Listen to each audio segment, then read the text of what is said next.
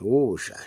Kushubile wobashana kulandela ukuthi iUkraine wobashana iattacke yabhoma imilitary airbase yeRussia wobashana.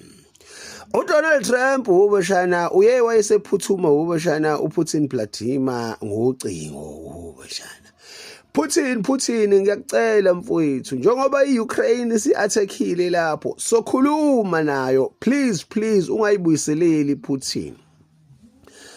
Ayisiphathi wobashana uPutin wathi weTrump kuswela nini manje mina sengithatha ama instruction kuwena wathi hayi Putin akuyona instruction irequest le ngiyakucela mfowethu ngiyakucela wathi we baba akunaso isikhathi mina sama request adakiwe mina ngizile ukuzodlala la ngisempini umuntu ngiyamthatha mina ngimnqake ngimbeke phansi ngidile naye wobashana sekusenjalo wobashana uPutin Vladimir wayihlomise zakhe wobashana wahayize ibhadi wathi wobafana angenziwa ke mina kanje phekwabo bafana wakhifa mathami ngilinde phekwabo wobafana inja leyo ayithema isuka leza seRussia womshana sabheja zamehlubovu womshana amkase iqhukhela ngento kushubile womshana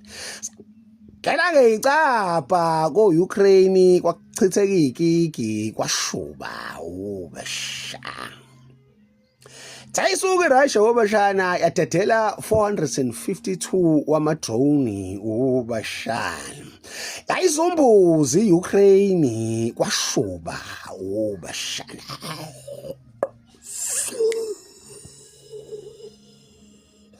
Apho iUkraine wobashana yangqonqa kwashuba kwafa abantu koUkraine wobashana.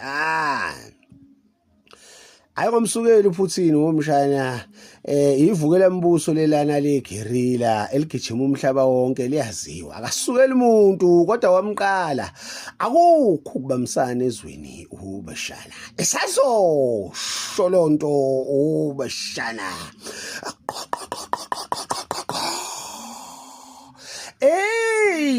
lo Cow Blarm Tuqas